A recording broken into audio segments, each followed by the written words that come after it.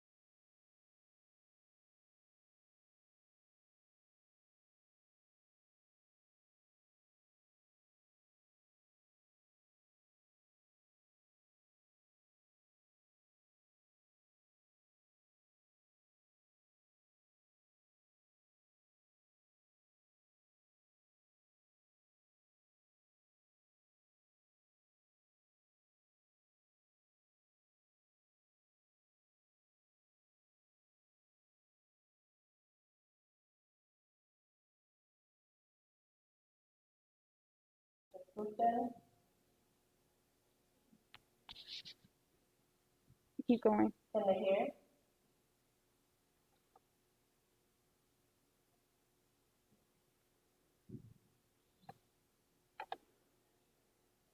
Testing, testing, they can hear? Okay. We'll fix the technical difficulties. It happened to Miss Katie, so it's ready for you all. So we're going to start again. Buenos dias, good morning to everyone joining us virtually. Thank you for your patience as we figure things out with sound. And we want to welcome everybody who's here. Una bienvenidas a todos, todas que están aquí con nosotros en persona y igual virtualmente. Antes de comenzar, before we begin, I do want to recognize that we are on Black and Brown State on Native Dakota land. Antes de comenzar, queríamos reconocer que estamos en el espacio de Black and Brown en las tierras indígenas de Dakota. So our senior project, our annual senior project, gives their students an opportunity to tackle issues outside of their traditional curriculum, serving as a bridge between high school classroom and the real world. Our students have been critically analyzing social justice issues that impact their lives to inspire self-discovery and social responsibility. El proyecto de los graduados brinda a los estudiantes la oportunidad de estudiar, investigar problemas afuera de sus estudios tradicionales, que sirve como una conexión de la escuela y el mundo real. Los estudiantes analizan críticamente un problema de justicia social que impacta sus vidas para inspirar el descubrimiento de sí mismo, la responsabilidad social. Our students have been working all year long on this project. Los estudiantes tienen todo el año escolar trabajando en este proyecto.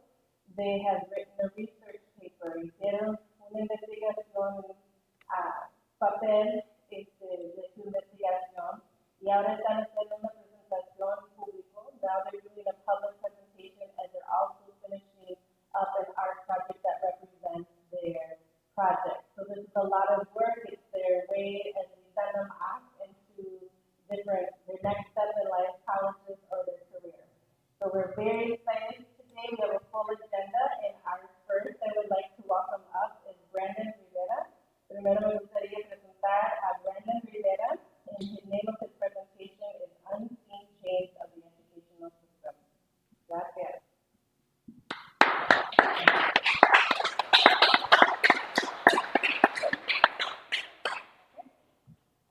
Brandon, with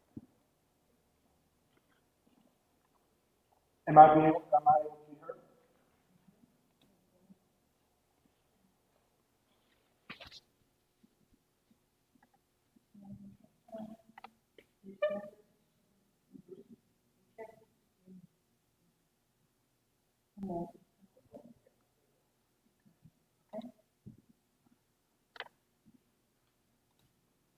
Starting very good.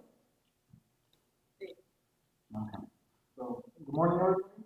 My name is Brandon Rivera, and I mentioned before the title of my presentation is Unseen Change of the Educational System.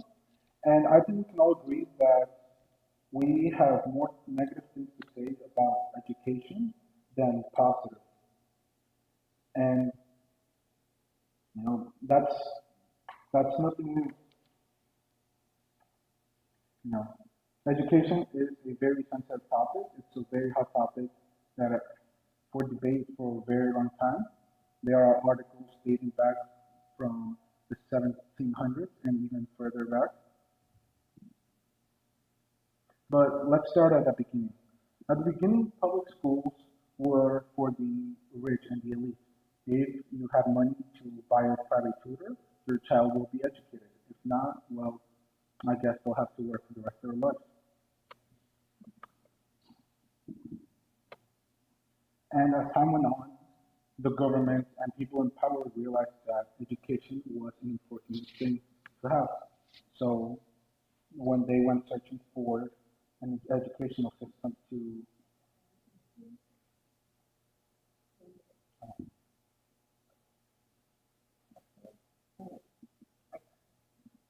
okay. Should I start from the beginning? Okay. So, as I was saying, when the United States wanted to adopt an educational system, they looked at Persia, which is now modern day Russia. So that educational system was called the factory model because it was exactly that. It was modeled to prepare students to go into factories. As you can see in the picture in the background, there is not much difference. Once the bell rings, every student, every worker has to go into their assigned seat and start working by themselves. You cannot talk to others, and if a problem arises, that is something for the person in charge to solve, not for you. But, and here's a quote by one of the people who was in charge of adopting this model. And the quote goes, "Our school has been scientifically designed to grant over education from heaven. The average American should be content with their humble little enough because they are not tempted to think about any other goal." Right here, it's very clear that their goal wasn't just to make factory workers, but it was just to keep the working class in the working class so they can stay at the top. And as time went on, there have been new problems that have occurred. For example, the difference between good and a bad school, which in turn is just saying that one school is rich and one school is not. This is a very big problem because in a rich neighborhood where there's more profit, schools are able to hire more better teachers, better technology, and a better environment overall for their students. And as in a poorer school, there isn't much of that. There are less teachers, there is less technology, and the books are out of date, making it harder for poorer neighborhoods or poorer schools to move up in society. But hey, if you are able to go through 4 years of high school, graduate, and then go into college, work hard 4 more years, you should be able to go into society, correct? But that's not quite the case, because there is another obstacle, which is finance, and I see money keeps coming up. For a college graduate, there is on average 70% of students who graduate from college having at least about $30,000 in debt. And not many, just think about yourselves, not many of us can pay that in a year or two, maybe 10. This is something that has been a big problem.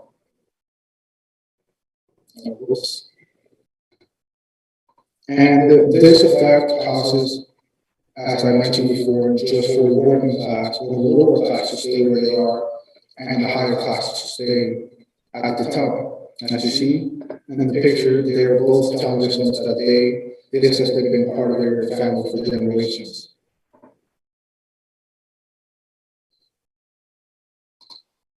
But the biggest factor, the problem isn't much that the schools are trying to. Well, that is a big problem, but the problem is that progression is the key factor in life, and just in anything overall. As time goes on, things around it have to adapt to it, and that is a problem that the education system has been bad at. Just look at this. This is a bike from 1817 and a bike from today and age. There is clearly evolution in this. As we go into the next picture, even sports, soccer, there has been new soccer balls, and if you are a fan of soccer, you've seen that even tactics, teams, and stuff like that has evolved. Technology has also evolved. If we go back just about 10 years ago, we had these big computers, and now we have a smartphone or a supercomputer at our pockets at any time. But as soon as we go into the education, here is a picture of a classroom 100 years ago and a classroom today. there isn't much difference, you know. That's clearly at the bottom, it says that it's basically the only difference is just that there's color now. And that's the problem. The educational system before was mostly based on what you know, on what you learn. If you know a subject well enough, or as we know, 80% to get a good grade in it, you are a good student. And what does that give you? That gives you the privilege, the opportunity, and the support to work in a good environment. What is a good environment? You have both parents working. You know, if you have a test, don't worry. You tell your parents, hey, mom, dad, I have a test coming up. I need to study. Oh, don't worry, dear. You can just stay in your room, study, and I can bring you some snacks. Mom, dad, I have an event after the time. Hey, don't worry, son. Just let me get ready. We'll be right there. But for most of them, and that kind of environment is only available for 5% of all U.S. students. That is a very small percentage. And this model based on knowledge is very out of date. As I mentioned before, we have a supercomputer at our pockets at any time that has more information than an Encyclopedia. There is nothing we can't learn in just a matter of seconds. They have to go home and probably take care of a sibling or two, and in a household where, you know, both or even one, or sometimes even no parents are in the household. They might be working, there might be other personal issues. They have to go to school, they have to sometimes have to take 2 buses or even figure out how to go to school in the first place because they don't have support to go there. As we keep going down, you know, they might have to navigate the 2 game properties. You know, they have to figure out how to not get involved in their conflict. You know, maybe as we keep going further, you know, maybe they have to translate between their native language and English and vice versa. They might be, as we keep going on, they might be playing multiple sports. And as we keep going further, they might have to figure out how to pay bills, how can I help them with rent, how can I provide some support for the family, because maybe the parents, if there are any, can't give enough for their siblings in them. And this is something that is called cultural resilience. And these skills, you know, were mentioned that these skills is what companies are looking for in the future working class. You know, critical analysis, you know, how can I help my siblings? Adaptability. If I'm not able to get to school in time, how can I work something out? How can I not get involved in these game conflicts? Cross-cultural. They have to translate. They have to learn other cultures. They do not just have to learn other 2 languages, but they have to know how to code switch. How can I be a professional in school? And then how am I able to just be more of a slang language with my friends?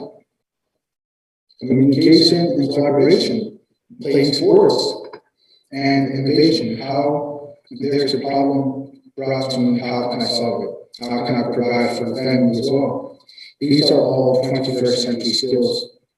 And the problem is that these are things that the educational system is not keeping in mind. This is what unsuccessful students have to go through every day. And as we go to the last slide, this is the problem. It's not that the main problem is that the educational system is left behind. One of the best quotes that interpret this is, we have 21st century learners taught by 20th century teachers in the 19th century classroom. It's not that. Of course, that's also a problem that the tyrants, the people in power, want to stay in power. But the main problem is that education hasn't caught up to time. They want to stay as they were, and they're not wanting to evolve. Is there any questions?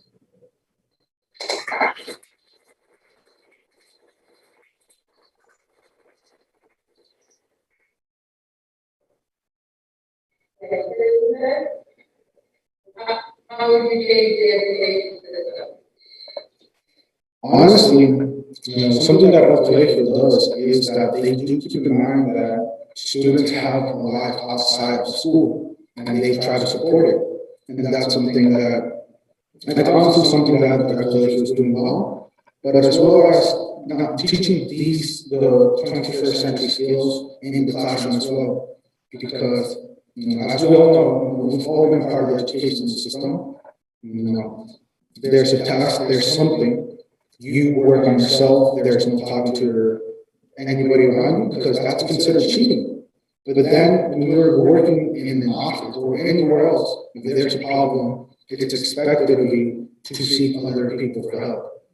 So honestly, what I would do to change it is that I would work to teach these skills in the classroom, not just outside.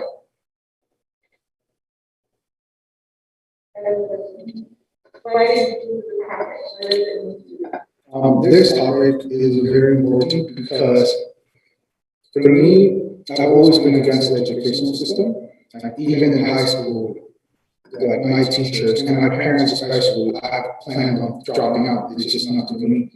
Not just that, but my math has always been way too advanced that I've always been held back.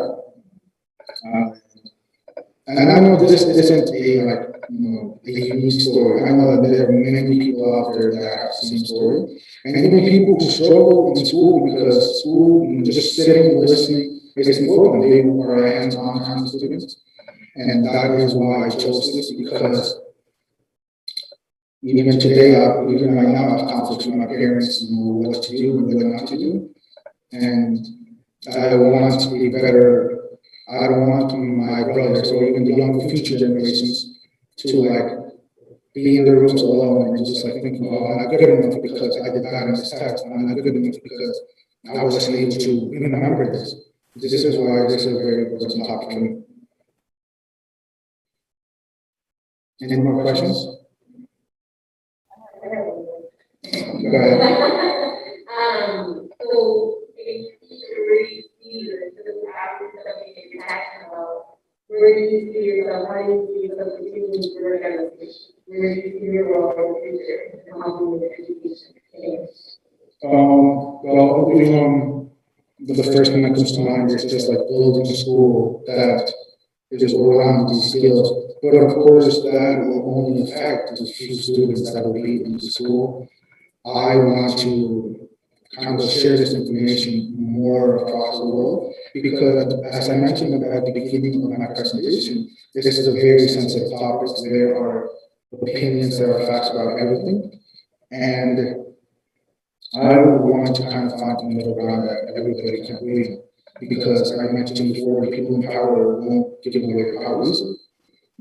Even me, who doesn't have much power, I'm not willing to give it up that easily, let alone 7,000 times more. And there has to be a model that doesn't just, kind of keep them in power in a way, but also is able to help the lower classes move up in society. So, Ms. Paula had a question. What is one way that us as educators can change the system, no matter how big or small of a change? Honestly, just a small change is teaching those 5 key skills, as mentioned before, the 21st century skills, to teach them in class. Because the students have to learn them outside where it can be a life or death, scenario where there is no protection, that can be a very dangerous thing. That's why I honestly just a small change to teach these skills in class. Have separate, just have a class called 21st century skills and kind of guide them through these skills in a scenario where if they fail, there's not much consequences. It's just, it's right, you have to support. So, just a small change like that can help a lot. Any more questions?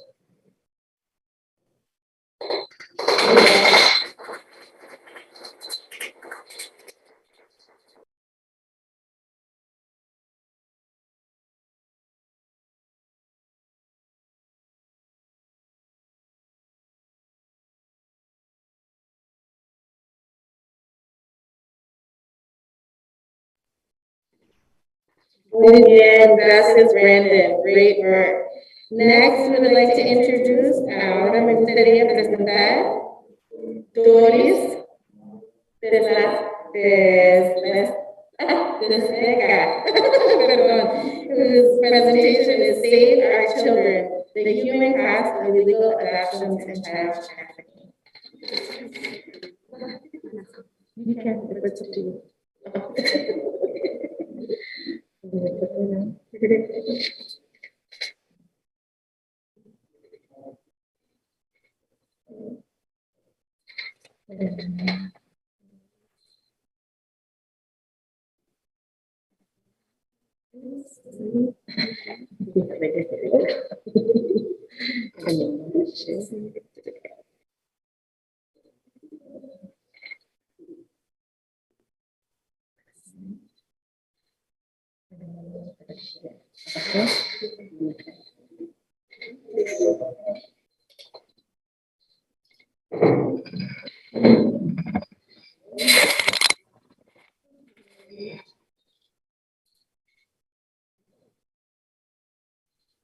All right, good morning, everybody.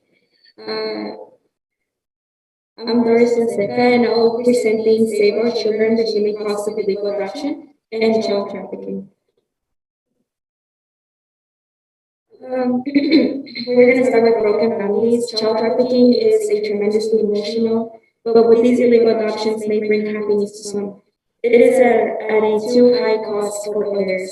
At one side of the family, they come in with a new child and their family is all happy. And then the other side, there's the family who's broken inside because their children is missing or stolen.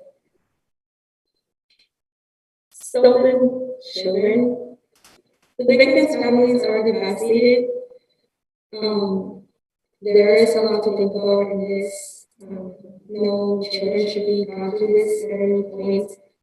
And you know, the pain that you could imagine the family can go through is a lot.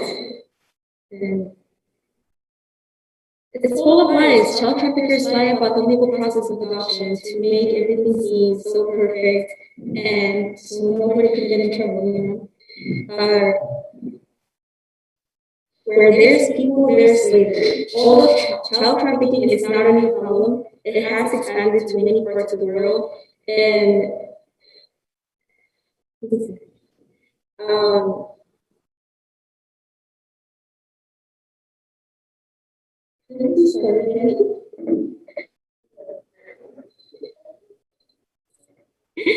I'm sorry, I'll be starting over again. Okay, I'm sorry. Okay. I'm Doris Fonseca, and I'll be presenting Save Our Children and the Human Cost of Illegal Adoption and Child Trafficking. Broken families. Child trafficking is a tremendously emotional, but with these illegal adoptions, they bring happiness to some. It is a too high cost for others. Like I said, in one part of the family, they have this children coming into their lives, and they're all happy, you know, living their lives. And then in the other side of the family, they're in pain, and I really can't imagine the pain that they go through due to this. Their child has been stolen from their family, and like I said, no children should go through any of this, or families. Stolen children. The victims' families are devastated. And it's full of lies. Child traffickers lie about the legal process of adoption. Although it may seem like it's like a legal process, but they want the families to think that this is a legal process so they won't get any trouble. This is what happens in most parts of the process, but there's a small percentage of the people who know about this illegal process. Where there's people, there's slavery. Although child trafficking is not a new problem, it has expanded to many parts of the world. International adoption. Children is a big business in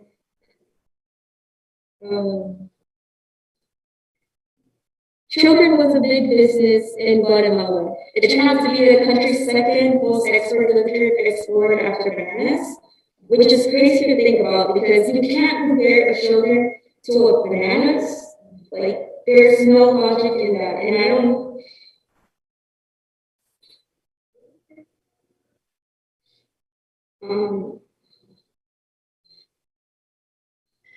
there's no logic in that. There's no way you can compare bananas to children. I'm sorry.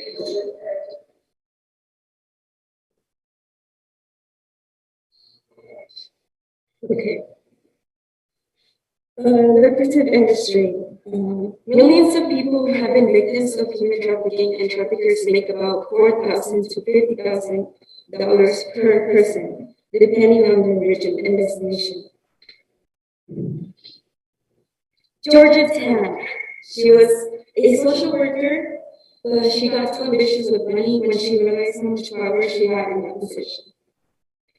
It is crazy for me to think about how picky she also was with the children. I read so much about her, and she was very picky when it came to the kids she was on. She really wanted this like white with blue eyes and blonde hair. She didn't want any colored children. She would get the most youngest baby for her to sell.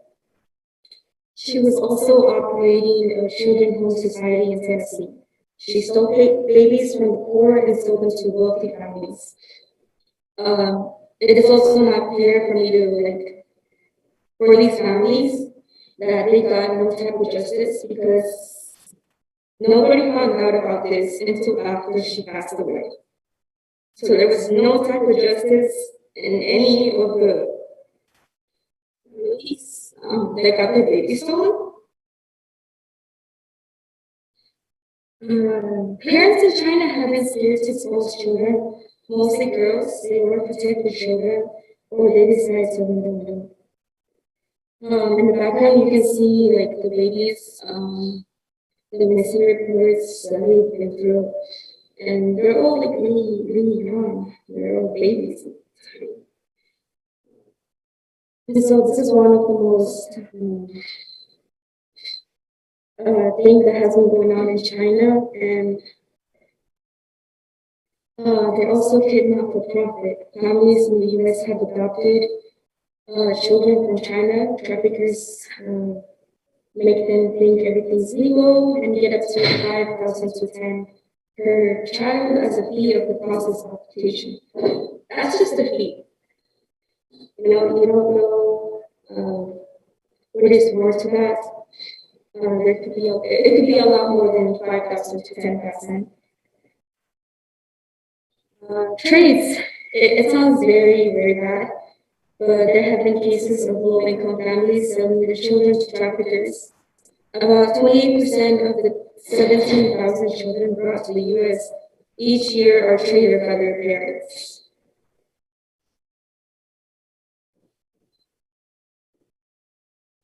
False hopes. Parents often think that their children are being sent to a better life, but the reality of many of these children is that they're treated more as a servant than a family member with some facing abuse.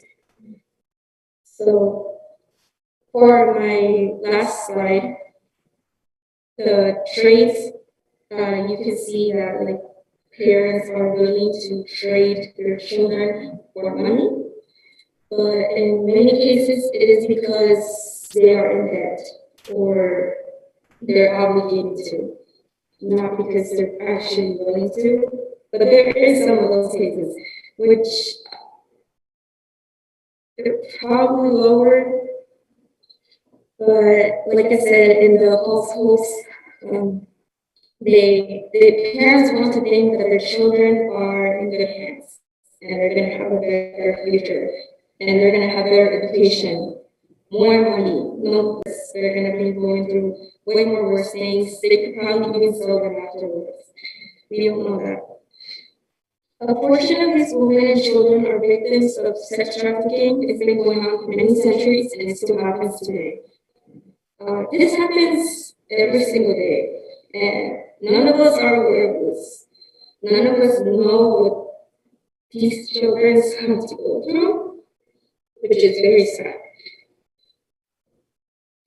Child laundering. People are willing to spend thousands of dollars in order to get a baby in their hands. Some people will buy children from low-income families and put them for adoption to wealthy families for a higher price. Families don't deserve to go through that pain. Children are supposed to have a happy and healthy life next to their families. There is a lot to think about in this side. Children are supposed to have a really healthy and happy life next to their families, you know? Whether it's just like being at home or just going out and having fun and like for them to get stolen and getting sent to another family or somewhere else, these families suffer and children or low-income families, most of them don't get any type of justice. And we have to start spreading awareness. We need public awareness campaigns to talk about these stories behind all of this. Now that technology has advanced, we could make public posts all over social media. Overall, we all need to be together to save our children because it is a very tragic topic to talk about, and not many people like talking about this.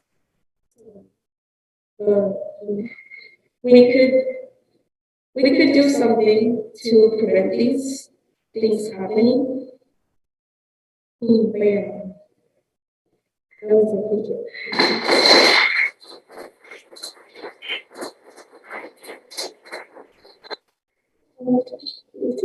Okay. Are there any good for questions? Yeah, any questions? Sorry. Actually, I would like to ask you a question. Yeah. So one is, go back to the very beginning of the presentation. You mentioned that anonymous and the baby trafficking was the top two experts in the last model, right? Oh, yeah. So what are the 3, 4, and 5? Like we. Like what comes behind those two when it comes to like those experts from the last model? Oh, like they're requesting. So from what I know that they. What I mean by like the second export after bananas was that like they were in the top 10 things that they export from Guatemala to the United States, which means that they get more money off children than bananas. I don't know if that's answering your question. Yeah, they get more money from there, but that's right. Also, going back, another question I have, going back to the timing. I don't know much about how they agriculture, but a little bit I'm aware of is that for many families, they want the first child to be a male. Then any children after that becomes best off. Is this a problem that they are scared to export their girls? I'm sorry. I knew that in China there was a law going on. I don't know if it's still going on today, but I think parents in China could only have up to 2 kids or 1 children, and after that they have to not have any more. And many of the cases, like they would have to like leave them, or they would like sell them. For this part, it was because there was a lot of like violence going on in China, and many traffickers have like wanted kids for profit. One last question, sorry about that. But you mentioned that average families that only afford. But my question is, when do we justify that? That's human trafficking from this family, the wife, his kids, our kids, and they will engage to the time. When does that cross the line from civil adoption to within our family? Or is that like okay, like, I don't understand the question. okay, so let me repeat it. So as you mentioned that they are those families that will be paying off college school, but when does that go into like the legal children company to like the legal, they want to talk with the wife, this legal company? Yeah, is there a difference? Like, when is that? Well, if it's legal, it's because the family decided to, they agreed to like leave their children in a, what is it called? Yes, the adoption process. That's when it's legal. The parents give consent. But when it's illegal, it's when parents get their children taken away without them knowing, without any type of consent. So they get sent to this like adoption center, and everything there is illegal, and the traffickers make it seem like it's something legal. Like I said, and I mentioned Georgia Tan. She was a social worker, and she had a children home society tendency. She operated that. So she had a whole building full of children that she controlled, and she decided to pick her the whole, like the kids that she wanted to sell or adopt, whatever. Um, so there's a big difference. Like I said, in one part there's no consent, nobody knows, and in the other part there is consent because families actually decide to give away the child, and that's how they're gaining more profit out of it. If that makes any sense. Any more questions? Why? Okay, if I'm being honest, I chose this topic when we started doing the student presentations. There was like the whole rise going on, and like I don't know if you guys ever knew about the hashtag Save Our Children. And that's what kind of got me into it. But the more I knew about this topic, the more interested I was. It's just a very sad topic to talk about, and like I said, not everybody likes talking about this. And when I did my practices for representation, teachers told me that like, they weren't aware of some of the things that I mentioned, and they mentioned it, so I figured nobody else would like also be aware of those topics. And I just wanted to bring some type of awareness to this because it happens every day. Not, not everybody knows about this. It's, there's like a lot of emissions going on with this topic.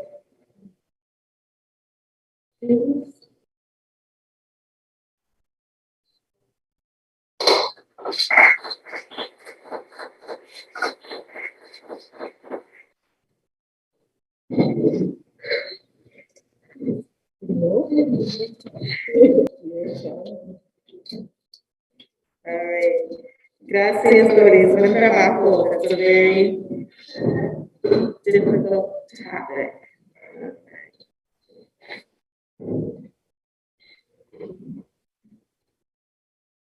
Next, siguiente, I would like to invite up is Michael Perez. And the title of his is The Dark Side of Education, the Impact of White Power Within Our Schools. Pásale, Michael.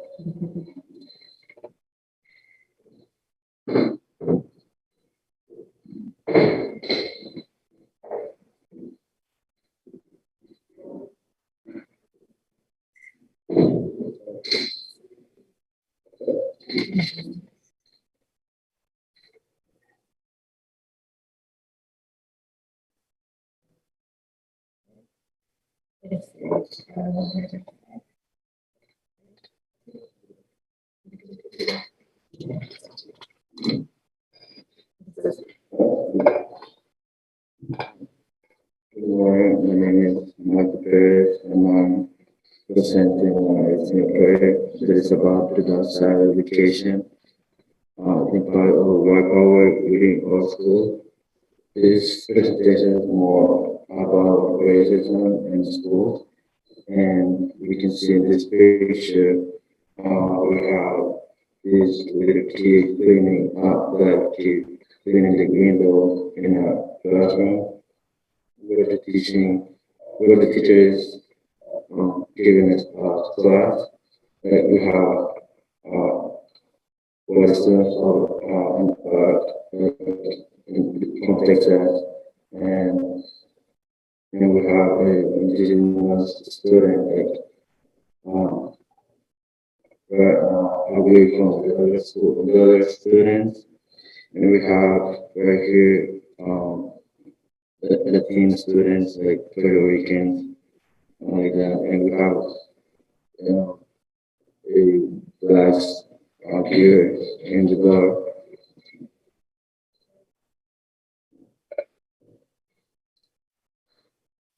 What's racism? Ideology that defends the superiority of one race over others and the need to keep it isolated or separated from the rest within a community or a country. The thoughts of all time, what people in the past thought or had in mind that people who did not have the same rights as them. So, but the Jews, we have the fight to get our rights, the humans that we are. In a lot of places, we have these rules from the police, like the states we remove rights, or we have a lot of times this that says no blacks allowed. Years ago, in a lot of places, the white people did not allow access to black people, including schools. We don't raise our voice to do it or get it done. And maybe you need a hero or you are a hero. Over the years, we have not seen many people who raise their voice to defend the rights of black and Latino people in schools. The justice in schools always is the same when we talk about justice because we see more black and Latino students under arrest or in jail, or sometimes Latino students we didn't finish or high school or we don't attend the school. White people or some people have in mind that we don't go to school because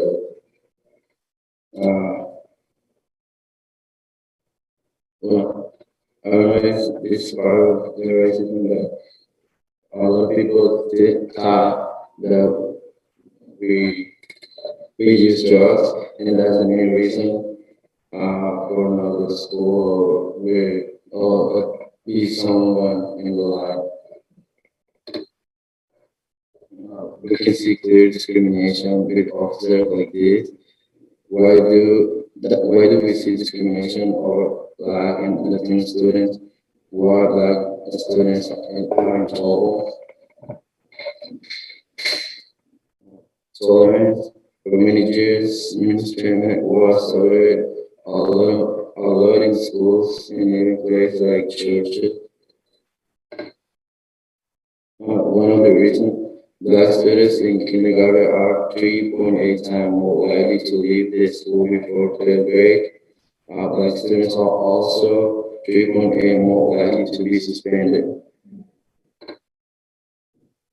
They see us as violent. Many students are discriminated because they are so violent in the schools. I can read this image, but black students are most likely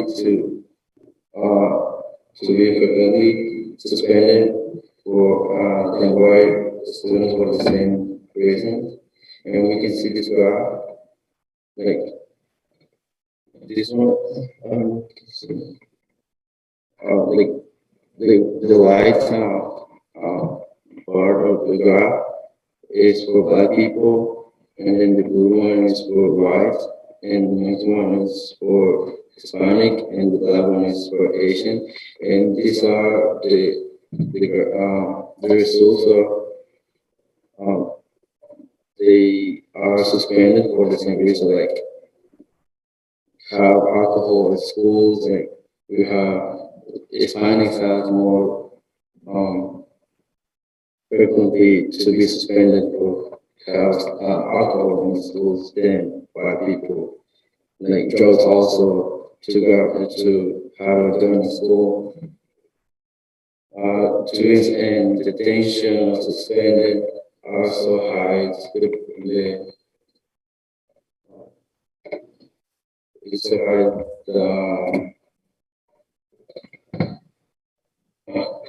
Sorry.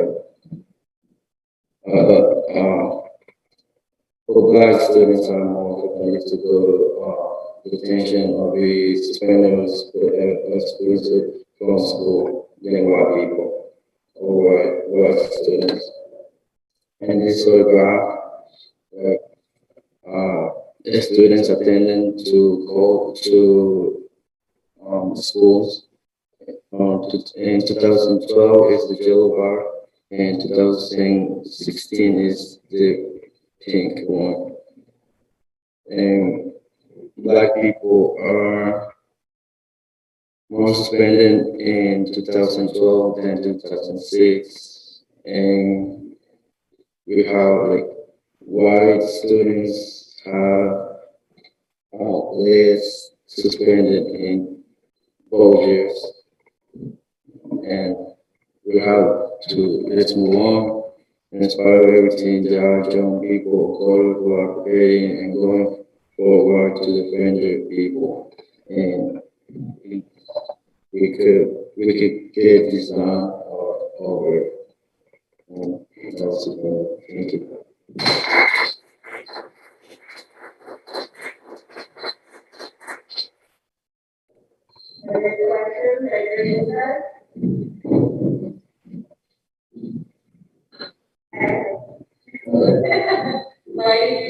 Any questions, I choose this because for a long time I've been studying in every class about racism, and I have seen a lot of like I see a series in Netflix called When They See Us about four kids that was arrested for rape at a pier in New York, so they wasn't the wrong place at the wrong time, and the main reason was to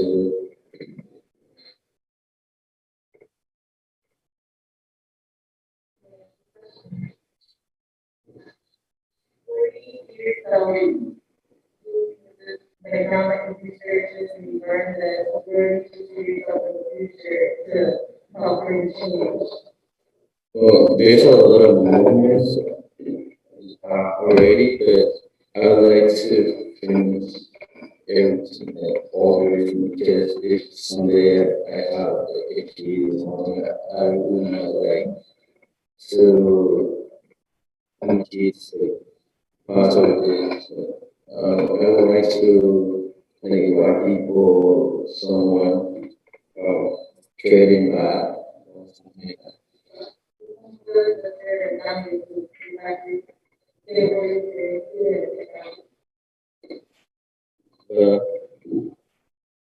Pero, bueno, para hacer un cambio es muy difícil porque mucha gente tal vez nunca cambiaría su mentalidad sobre eso. Pero si todos aprendieran los valores y todo en la escuela desde muy pequeños empezaran a respetar que, que todos somos iguales, no importa el color, la nacionalidad.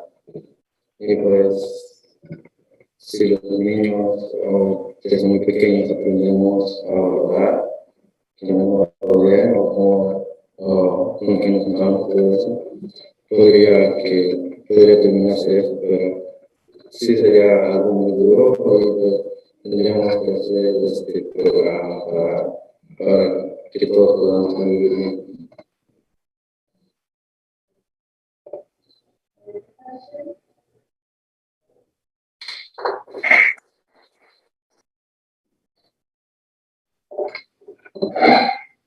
Thank you, gracias, Michael. Next, ahora me gustaría presentar Daisy Molina. And her title of hers is Sex Trafficking, the Hidden Impact of COVID-19.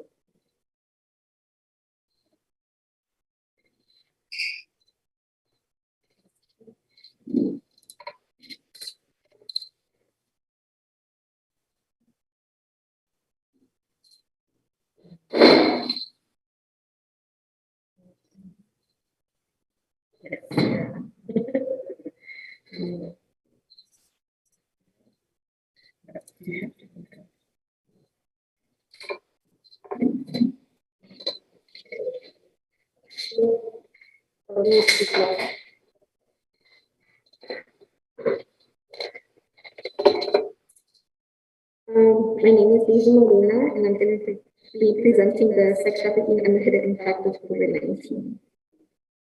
The hidden impact of COVID-19. Although COVID-19 is on everyone's mind, little has been said about its effect on sex trafficking. Anyone can be a victim. The sex trafficking victims are all ages and genders. According to the human trafficking sex website, 81.4% female identifying and 27.9% are minors of the year 2019.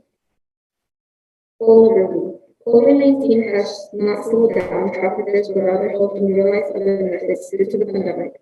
We have been depending on the internet for online school, work, and etc. The mental effect. Sex traffickers use force, fraud, and coercion to trap their victims into lives of labor and servitude. The psychological impact and subsequent mental illness can be staggering. COVID-19 has caused rise in sex trafficking as parents lose their jobs or their homes or even their lives, leaving children at risk, and the social and economic conditions that lead to trafficking amplify.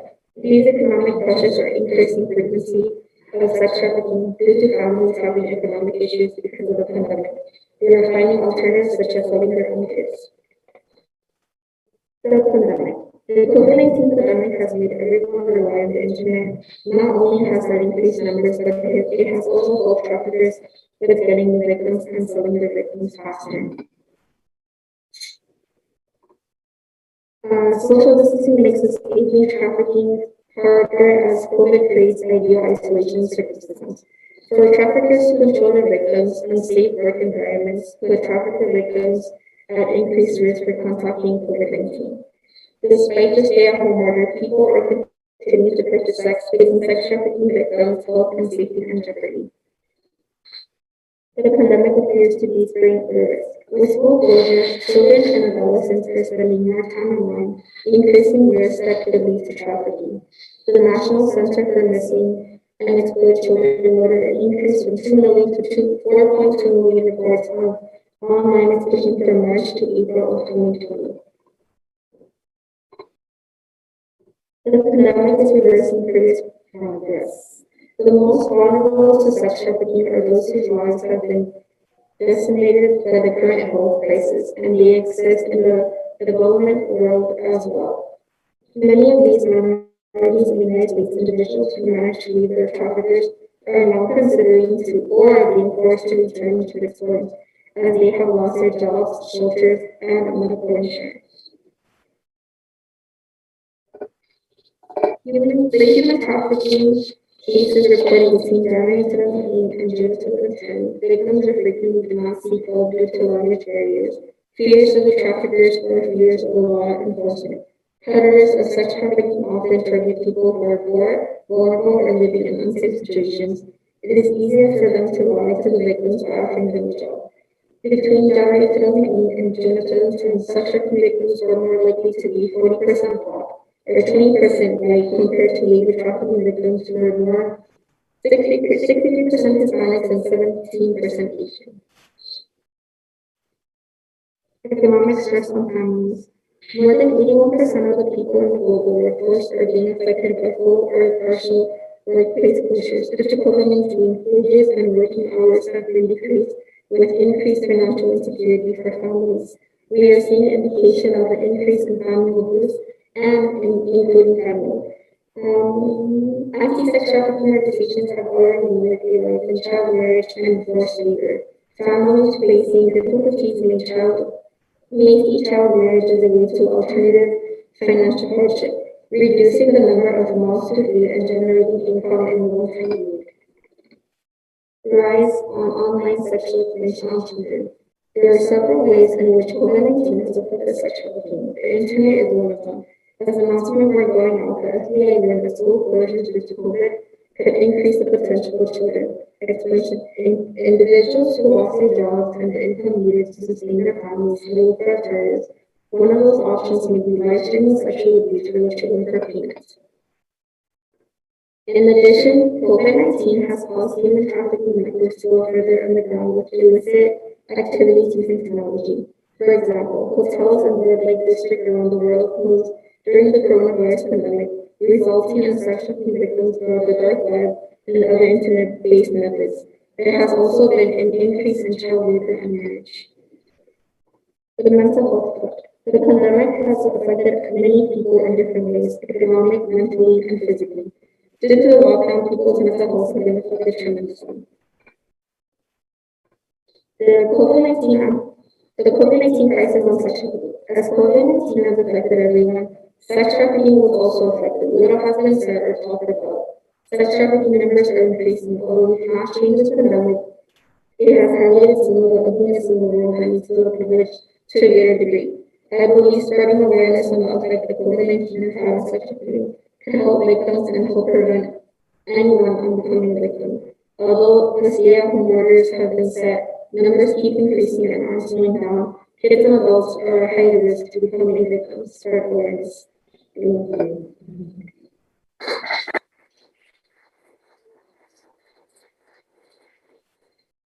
Any questions?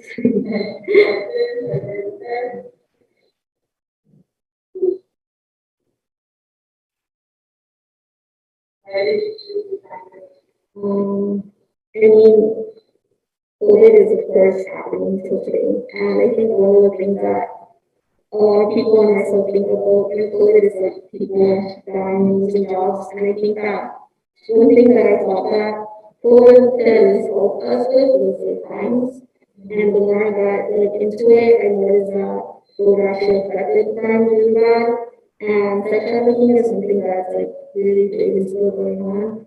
And I think that people are aware of it, but they're not really like, they're not, I guess you they don't really care about it as much as like any smaller thing is really big. So I really wanted to talk about the topic because it surprised me how having like stay-at-home orders and having this virus go around actually instead increase numbers in sex trafficking instead of like reducing them. Yes.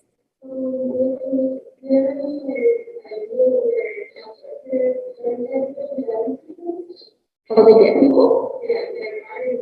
Yeah, so usually from what I read, since of course everything's closing down because of COVID, they're usually using online methods, which is a really big like social thing and platform for us already, especially now that we have to have school online. That's one of the biggest ways they're trafficking kids and being person adultery now is mainly online, and then something else that they're doing is just the fact that people are losing jobs and finding different ways of making money is just making families either sell their kids and just get money from that, or like I said in one of my slides, they do online sexual abuse on the kids, so like live streaming, and that's one of the ways that they're usually using it right now.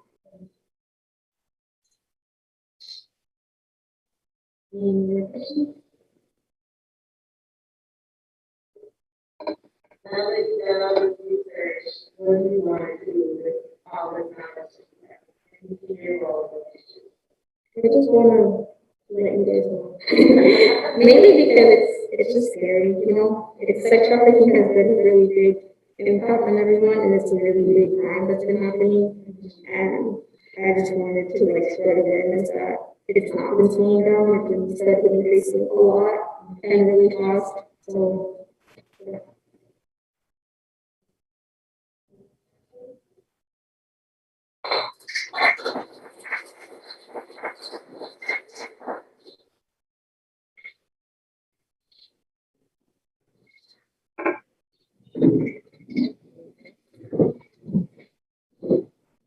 Ay, gracias Daisy, buen trabajo. Next, ahora me gustaría presentar a Giovanni Sanchez. The name of his is The Blind Equality, Racist Sentencing, Disparity in the Perfect Country.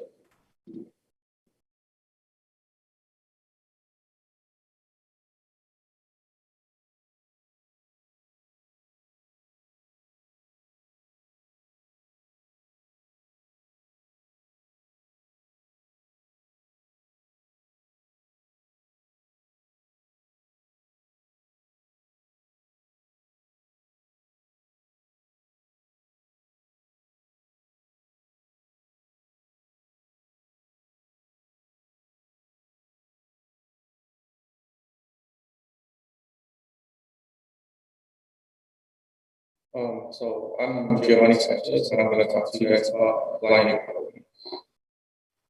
Racist sentencing disparity in the perfect country. Racism is often seen before court. It comes in police violence because of assumptions that a public person can be dangerous. Racism in sentencing. Sentencing has constantly been unequal with longer sentences for people of color. The perfect country. Many people think everything here in America is perfect without knowing the many horrible things that happen. One of them being racism. A private lawyer. Private lawyer has time to talk one-on-one and investigate the case and find information to defend more accurately. While a public defender, most often public defenders have too many cases, so they don't have enough time to build a good defense. The court injustice. From 2012 to 2016, males of color received an average of 19% longer sentences than white people for similar cases. Lawyers. Having more diversity among American lawyers can help. Only 5% of lawyers are African American, 2% are Asian, 5% are Latinx, and 88% are white. Unfair judgment. Jail time between a person of color and a white person could be similar. More judges of color could equalize discrimination and unfair judgment. Witnesses. A weak defense can give up control of what the jury thinks that it often happens because the defendant doesn't have the resource to get a personal lawyer. Racism disparity. In courts, a judge could go over a law for a white person and be racist towards a colored person. The example being this, the Sandra Brown law that happens in Florida. The man on the left, his name is George Zimmerman. He fatally shot Trayvon Martin and was found innocent because of lack of evidence. The one on the right, her name is Marissa Alexander. She did warning shots to protect herself from her husband and was denied the Sandra Brown law and was given 12 years of prison and confined to home. Another example is fatal doses. Selling fatal dose of fentanyl. The one on the left, the Carly Caberry, was sent to federal court for having a criminal record and being known as a dealer, received 20 years of prison. And the one on the right, her name is Mara Fenner, and was sent to state court, where she was only received 5 years in probation because officials did not believe that she was a dealer. Allen on the left and Jaquavis on the right. Both were sentenced for armed robbery. They were the same age in the same county. Allen was given 6 years of probation, and Jaquavis was given 40 years in prison. Independent parenting versus auto parenting. the ones left, named Scott and Randy, they pled guilty for having their children ages 1, 3, and 4 behind the gate with only an opening for food. While on the right, her name is Laura Broder. She was arrested for abandoning her children while she was doing an interview about 30 feet away, and she claimed that she had her kids in eyesight all the time. How do we end this? We will end this topic one way or the other, with one being making peaceful protests and raise your voice to be heard and help fight against this. That's it.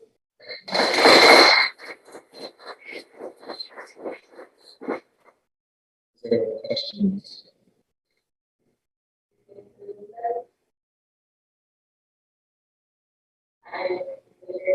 Why did you choose to have a diverse Well, mainly because well, racism is kind of happening all the time. Not right now, no, a couple months ago. So that was probably one of the reasons. Another one would probably be that the judge, like the system, it's like really unfair. Like another example would probably be Brandon's topic with school. It's also unfair. Obviously, this is a little bit harsh, reverse. But yeah, that's In one of your slides, you said having more judges, or having more judges of color could, you could make it fair. Were you intentional when you said could versus will? sort of because because technically, the judge, let's say, but mostly the jury also has a very big say in it. So maybe I should have rephrased the jury instead. I think you, I appreciate that you said there because we all have our own biases, right? And even though we be color, we're not, we don't acknowledge that because we're still, we're still the system, we're still a part of it, right? I stood up to me. Good question. So, going back to one case, there were two people who were selling supposed to go. You mentioned that the male passed on the record. Do you know what sort of passed on the record? If I'm correct or not. Also another reason why they, I guess, found her like less guilty or not, you know, like that she deserved less of a punishment was because the reason why she did it was because she wanted to buy, or she traded it for food. If I'm correct, it was a apple and a sandwich, something like that. So that's probably what the officers didn't find it as bad or even guilty.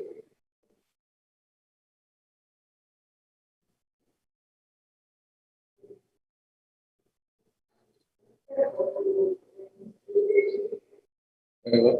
What's the outcome of communication? And what's the outcome of communication? What's the outcome? Oh, what's that? Probably the difference in sentencing. Like I think all three examples that I did, correct, were one of them going on probation and the other one going to jail. So that's a really something that really stood out to me. I tried looking for more. I tried looking for one that both were given years. I couldn't really find one. And the ones that I did find, they didn't have that much information, so they didn't want to put it on.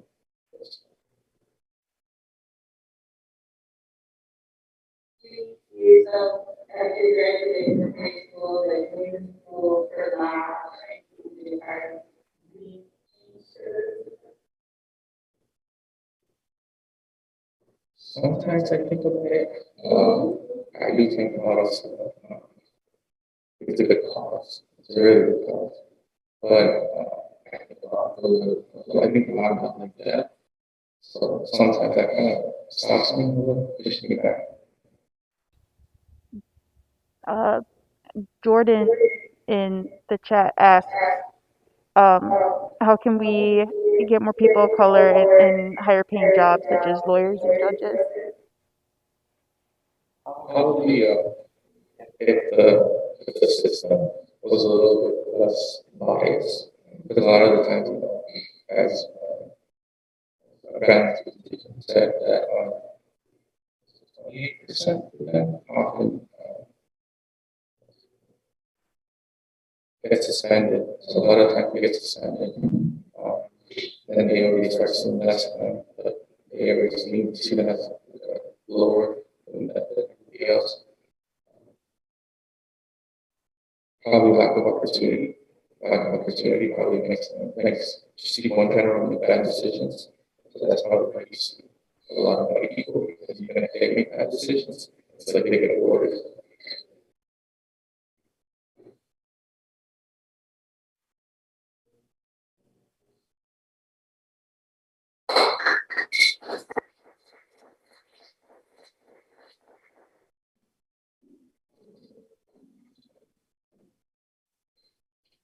Gracias, Giovanni. Thank you, Giovanni.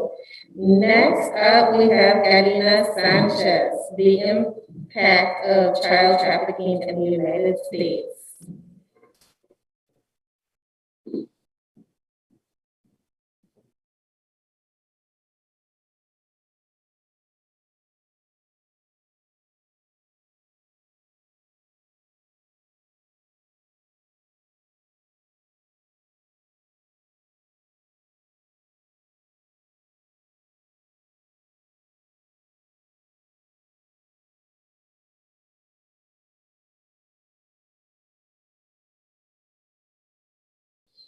The impact of child trafficking in the United States. Getting attention. Child trafficking is losing getting more attention in our society. I don't know if it's 17. I mean, since 500 to 7,500 men and women and children are trafficked into the United States each year. The children represent the majority of the victims. Children are the system has occurred, so that children are not endangered to be sexually exploited. Anyone can be a victim. The United States is a resource and justice country and is one of the top destination points of victims. Anyone can be trafficked regardless of race, education, gender, and age.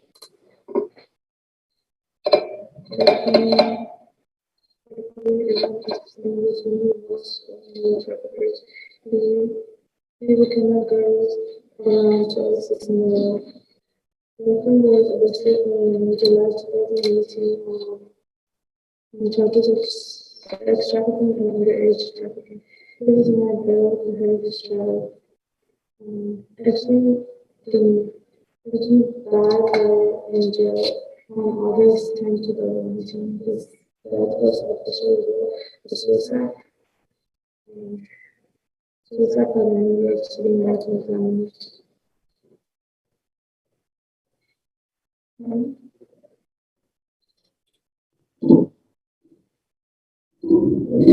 National champion is the art players that are proud to understand.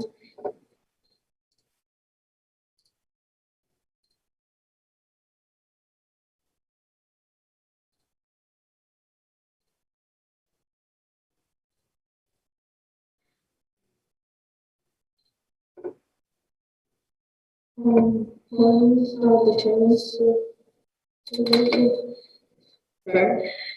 sex trafficking often suffer from both physical and mental injury. These effects are often carried into these children's life negatively.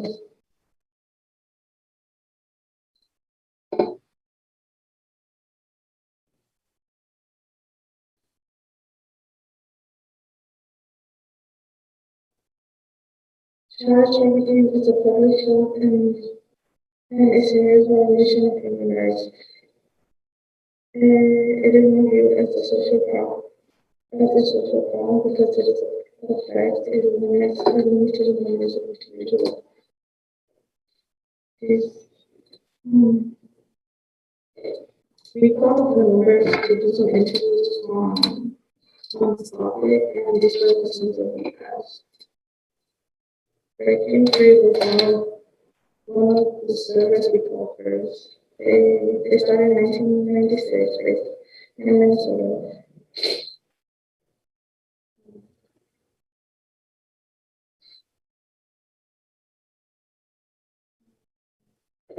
And then in 2019, they opened the only service emergency shelters for trafficking victims in Minnesota. She was vital, she really focused on one gender, she stayed educated and educate others. Usually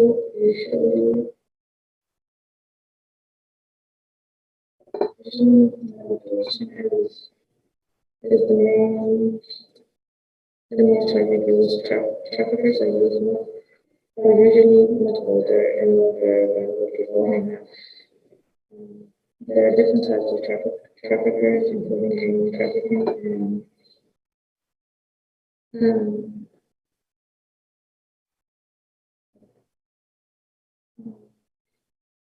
traffickers usually focus in vulnerable people and so wishing and vulnerable people that have experienced trauma, people that don't have emotional support or don't have anything they need. People that have trauma bonds when they fall in love with it, and then manipulation starts to happen. This creates extreme payments costs to bond with this person. Anyone can be a risk, especially vulnerable people. Homeless people suffer a lot during the pandemic because they're usually in walk-ins or in resort, and those were not being offered. They started in 1995 based in Minneapolis. The mission is to stop trafficking by supporting homeless youth and providing resources such as housing for people that have experienced trafficking. Being informed educated, donate to organizations, being safe on the internet and talking to your friends about it. Homeless youth are a high risk. It is said within the 30 minutes of when running away from home, they are approached by a trafficker offering them a safe place to stay. It is a situation as to who is at risk. COVID-19 has many impacts, mostly that trafficking has only increased and has gone on. Education is everything. We have to know what it looks like and how it happens, otherwise we can miss it. We have to get our information from services, so follow them on social media. Follow your information on social media and talk about it with people who do not know, and the people who do not know and correct them when they have misinformation. In conclusion, and thoughts and options, we need to talk about sex trafficking more because it is a huge problem. A huge problem. A lot of people do not know what it is allowing sex traffickers to continue. Education and education are to build awareness about the issue and stop sex trafficking.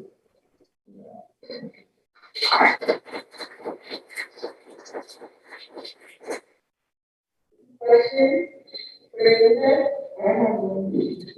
want to say that education is very important. Where should education be taught? At schools, should be aware of signs, happening starting school. I feel like everybody should talk about it because it is a very important topic and a lot of people do not know about this. So, school or online should be talking about.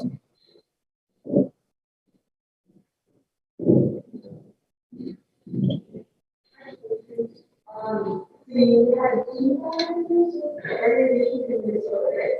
yeah, we talked to two of people, Mark, but they weren't actually. Birthdays, like, yeah, sure, local, you could do it all, or look at the website. Or, yeah, you could do it. Why did you do that? I don't know, I thought that's just topic, I don't really know about it. Well, I did, but I didn't know a lot about it. So I thought,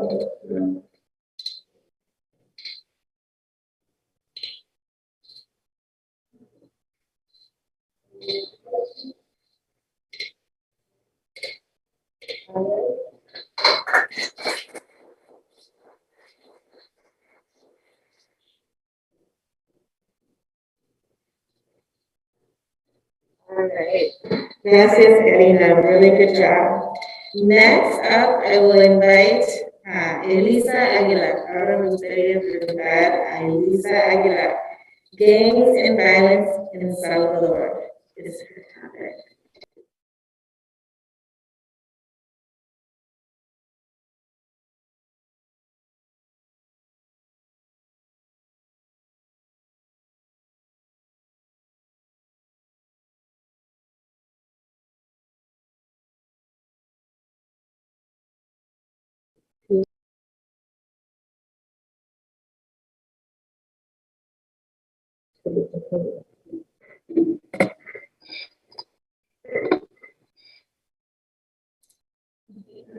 Buenos días, my name is Elisa Aguilar, and my presentation is about gangs and violence in El Salvador. Why are families fleeing El Salvador? Throughout the year, rising violence in El Salvador and gangs have been the main reasons why people, and mostly children, leave their countries. Gangs are recruiting kids at a very young age. During the Civil War in the 1970s, the Civil War displaced more than 1 million Salvadorans living without a home, without family, without a job. A lot were killed, many disappeared. As Salvador was left with psychosocial trauma, and their policing tactics also became militarized. After the Civil War, the MS again started in the United States and California, and they later exported back to El Salvador in the 1980s and 90s. This is when it started in El Salvador. Most gang members were young Salvadorans trying to marry life in this spot in hospitable neighborhoods. Society population is unable to earn enough to survive, and recruitment grown for drug cartels and other organized crime groups.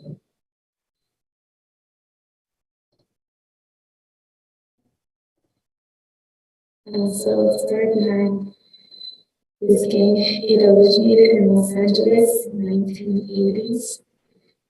Most members from this gang come from Honduras, Guatemala, Mexico, and El Salvador. MS stands for Mala Salvatrucha, a combination of Mara, which means gang, for street smart Salvadorans, and 13 represents the position of the letter N in the alphabet.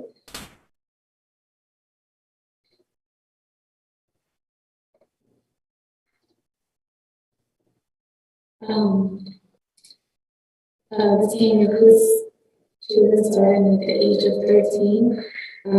Crimes are committed such as robbing, homicides, and sexual assaults. The government has been exposed of working with gangs and drug cartels. So that is the reason why people stopped seeking for help from them.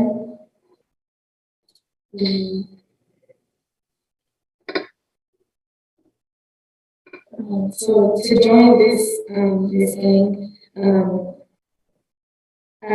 you must be jumped in for a 13-second beating, sometimes more. After you must get I forget what it's called, but it's called get red, which means carrying out a crime, usually a murder, for the gang to prove that you're like down to commit whatever they have to do. Leaving the gang is even more dangerous. Or attempting to leave the gang can get you killed. So the main reasons to why people also decide to join this usually starts from an unstable or broken home, neglected by one or both parents, economic instability of family members in gang, or sometimes one is born in the gang. A lot of these people are in search of like new family, protection, respect, power, and also peer pressure.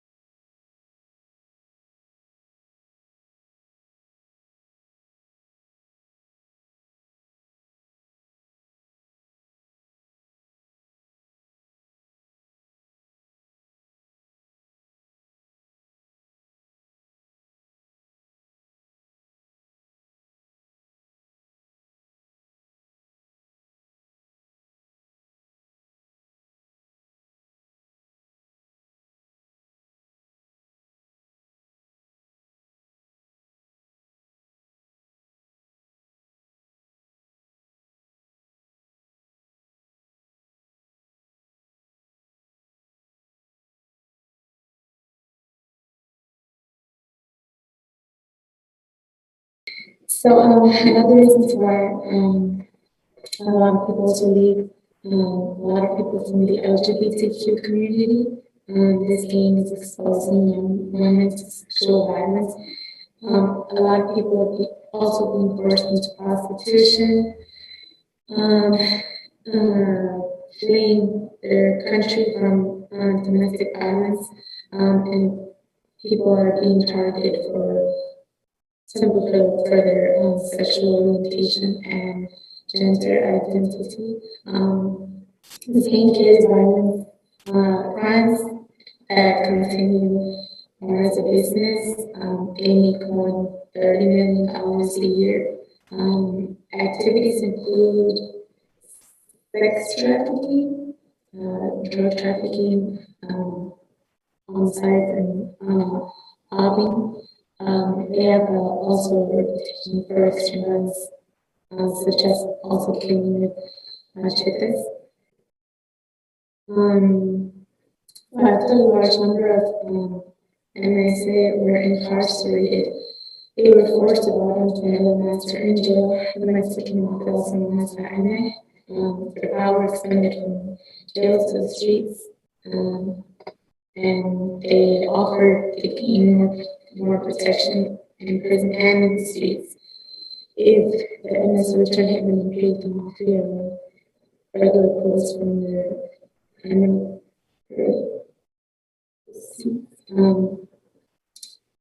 the U.S. is now welcoming Salvadoran refugees. They were being deported, which is it led to increasing crimes in Salvador, and the gang started back in Salvador. Their violence can be closer to us than we think. In May of the year 2015, 3 cartel enforcers made their way up to Minnesota to hunt down 2 teenagers that sold 30 pounds of methamphetamine and $200,000 from a stash house in St. Paul. Both teams were later found tortured and dead. Their family was also threatened and were told to find the drugs and the money or come up with $300 to compensate the cartel and what they had stolen. El Salvador was given the base in 1991 to 1992 and also in 2001. The Trump administration ended the designations in 2018 for 6 countries, and Salvador was one of them. That's when a lot of people started being also deported. According to the U.S. Census from 2019, 10,509 Salvadorans live in Minnesota, and I can't remember if those were the ones with the best. Ending the best would put a lot of families at risk. Children, ending the best would have a significant and far-reaching economic impact. Deporting these individuals would cost taxpayers over $3 billion. And the consequence, which is the repeating cycle of gangs and violence, starting again in El Salvador, or making it worse than it already is. So I decided to make this my presentation because I believe my family can relate in some ways when a family member decided to join. That's my brother, and that is me. I decided to make my presentation because I can relate in some ways. In my family, growing up, we had a lot of violence and also gang-related issues. And I think my brother decided to join this lifestyle also for one of the reasons that I have mentioned. He was neglected by their father at a very young age. And he doesn't really talk about it much, but I remember him telling us that he was in search of not only family but that empty spot. And I guess that was the reason why I did. But yeah. That's it.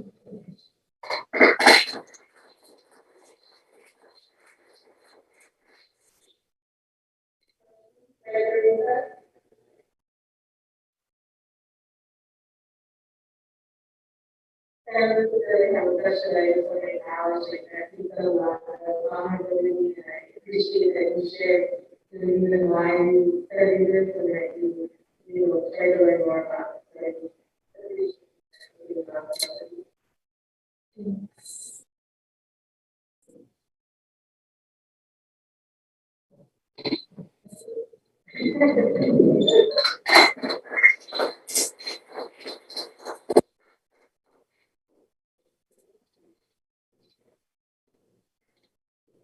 Okay.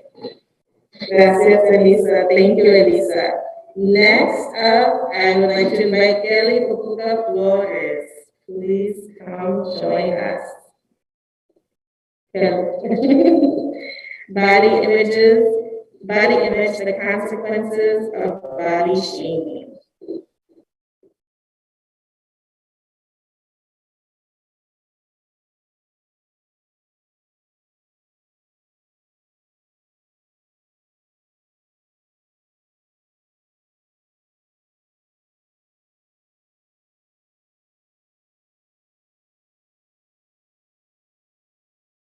Body image and the consequences of body shaming.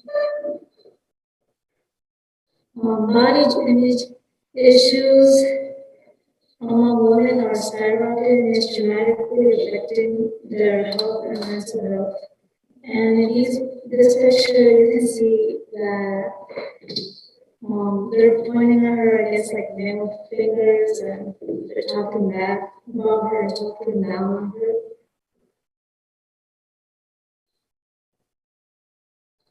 Approximately 50% of teenage girls ages around 13 to 17 dislike their body. Once they start to get older, approximately 80% are unhappy with their own image and are also afraid of becoming too fat or looking too fat.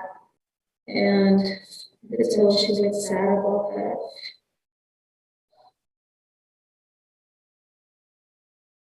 And sexism is a discrimination based on the sex, which is gender, mainly against girls and women. And in this picture, you can see how they're trying to push her in her work.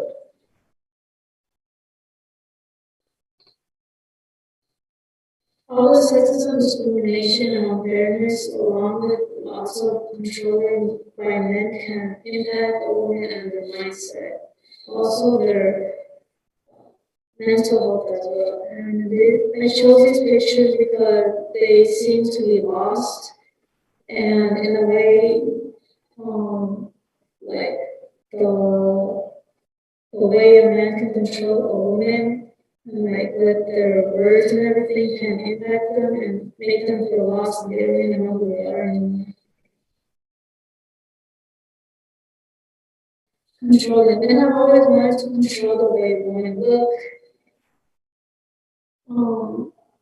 or act, aka their significant other, or their parents, or fathers, in order to look good to the public or act like a proper woman. Like in this picture, reading a book, I guess being educated, and in the bottom one, not good in bed.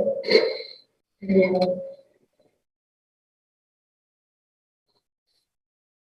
This photo picture I chose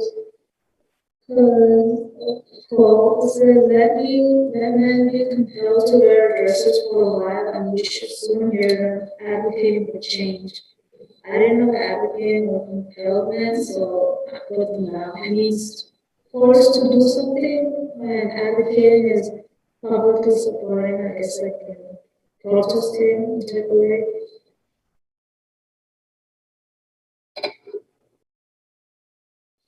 And this all comes together by wanting and brainwashing women to get a certain look, okay, the hourglass shaped body. And what I mean by that is, you see the picture, you have curve in your body, which is thick thighs and a thin waist. And people are trying to normalize it to look like an ideal type body, but it's reality of unrealistic body shape. And maybe like that was the case. Women used to wear corsets to have that hourglass figure. The corset wasn't only for the middle and upper class, but also it was used as the proper female. So not only the high class used to wear, but also like the very lower class, like let's say the poor type also had to wear, or like it just wouldn't be seen as a woman.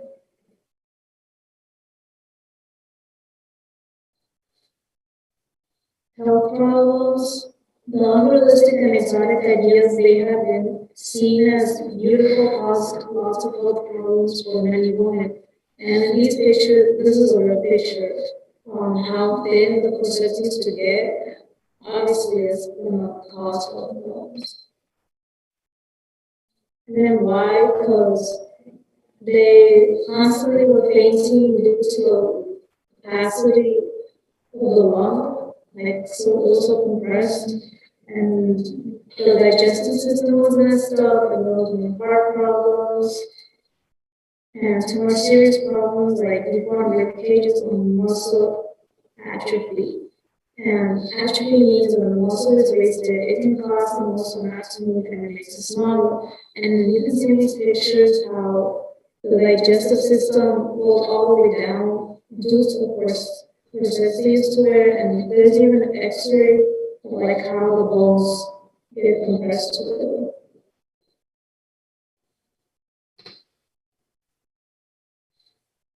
And in current time, things haven't necessarily changed compared to a couple of years ago to now modern day. The shape of an hourglass is still seen as beautiful and something that women should achieve. Modern day society promotes having that hourglass figure along with big breasts or a big butt. Many big celebrities, for example, Kim Kardashian, Kylie Jenner, or Cardi B, have a type of body, and some men, of course, not love that type of body and be wanting the wife or boyfriend to look similar, like having. But what nobody talks about is that's all fake. None of them are real. Why? Because of plastic surgery. Some women do plastic surgery to look better or fix their imperfections, basically to fit in with the beauty norms or with like other celebrities. Let's say they just want to be fit, right? But of course, not some women just want to fix themselves. Like they could totally love themselves. They could love their body, but they just want to get a little extra. Like that's up to them. Like again, it's you do you. But plastic surgery in South Korea is really common, and South Korea is the most famous for plastic surgery.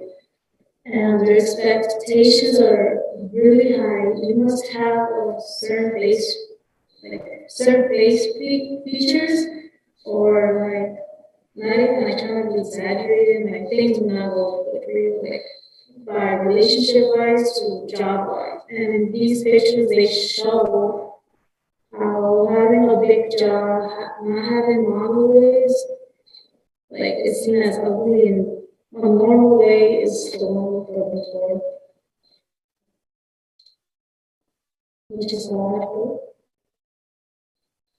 People usually discriminate against those who don't have such big figures and are wanting them, making women start to feel insecure about themselves and start to question their worth.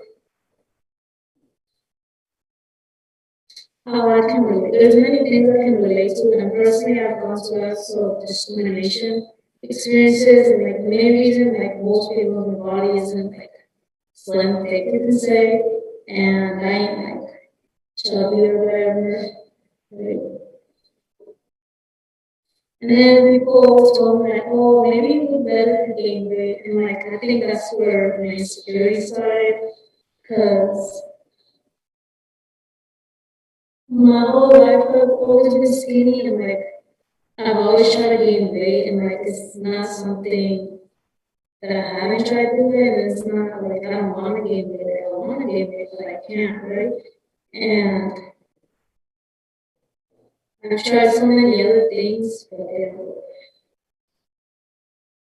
And then like I've gotten these dumb quotes here. I've always gotten those type of things, and like real talk, like they do get me, right? Like some days, it depends on the days that some days I feel confident about myself and I say like, oh, like those things don't matter. Like I don't care what people say about me. and like my body and everything, but because in the end, my personality is what matters. But then again, I can't also lie to like in saying that because there's some days like those things like get to me, right?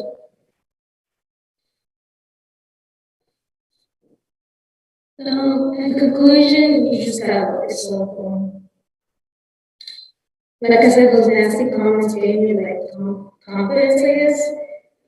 And I think everyone should feel that way, like no matter the way you look, no matter the shape you are, in the end, you are you and people are gonna like you for you. And I think we women should start standing up for ourselves, for the unrealistic looks, the patriarchy, the sexism should be put to a stop. And we women can do anything and do everything for ourselves and we can become our own beauty. Thank you.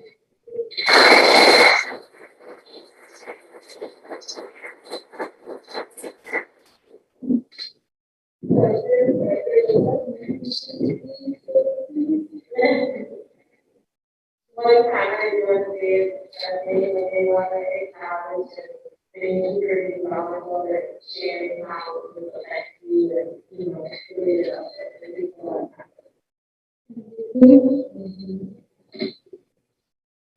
I have a question.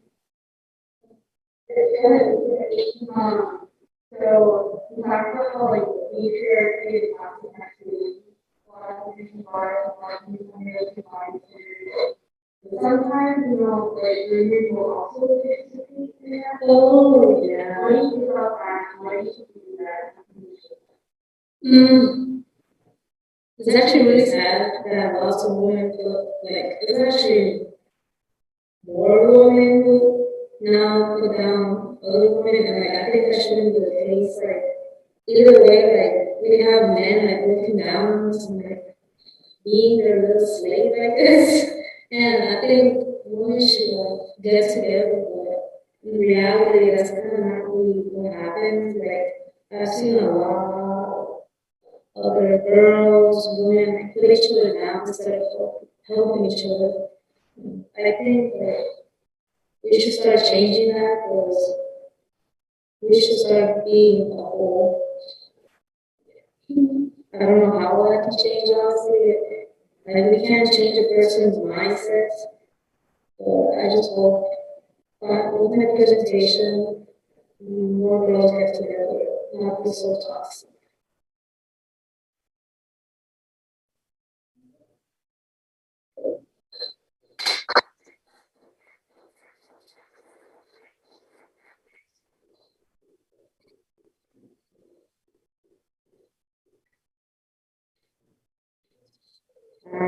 Gracias. That was a very good presentation, Kelly.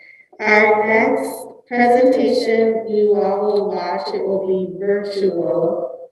Do I need to do anything from this side? And it is by Iris Rowan in Dancing on Stolen Lands, the Irony of the Geographic Borders in the United States.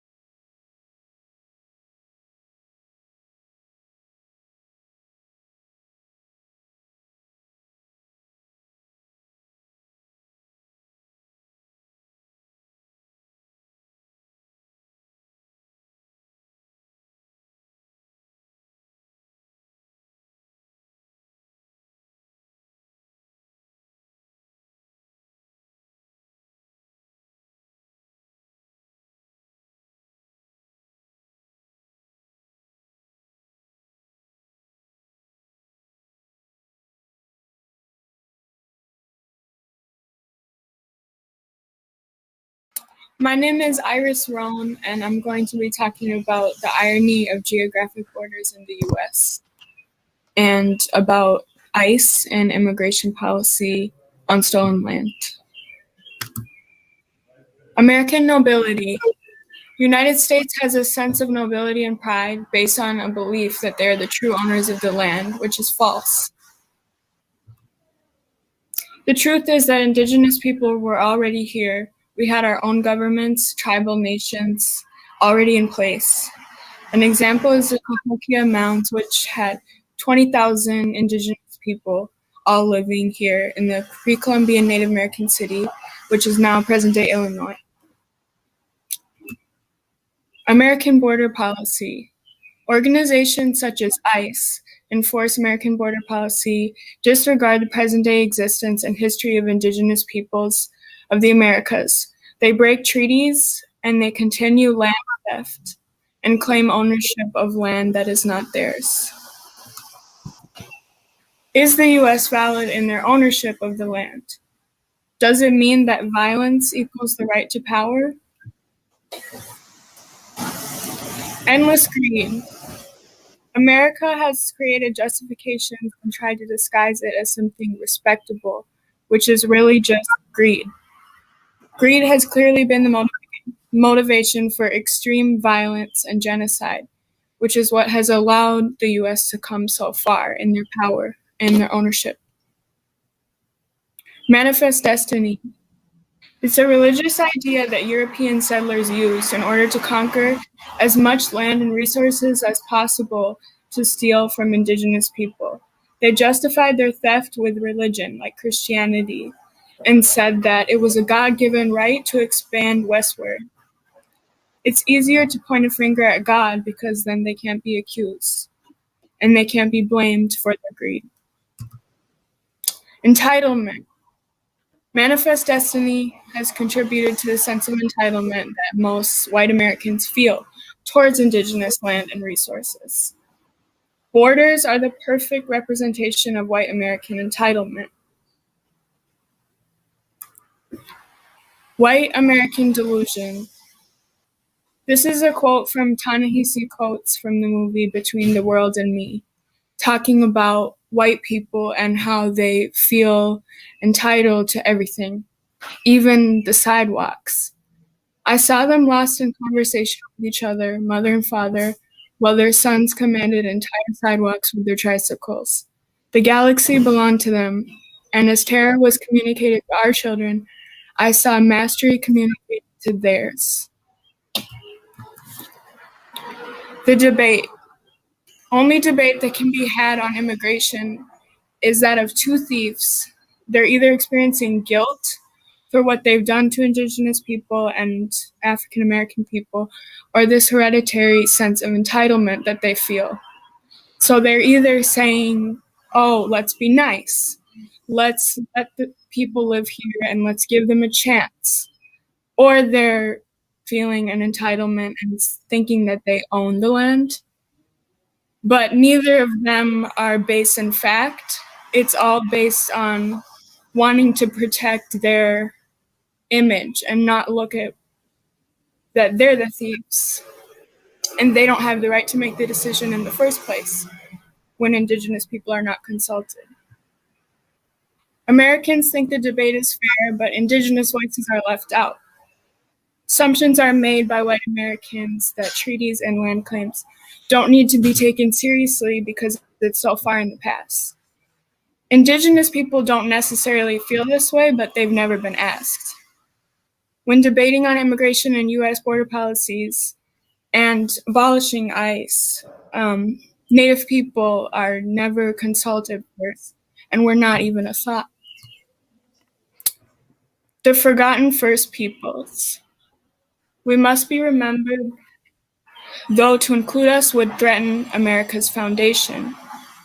Indigenous people are still here, and we suffer disproportionately from homelessness on our homelands, while white Americans benefit and grow their wealth from indigenous land and resources and debate over how our land and resources should be used by them for their profit.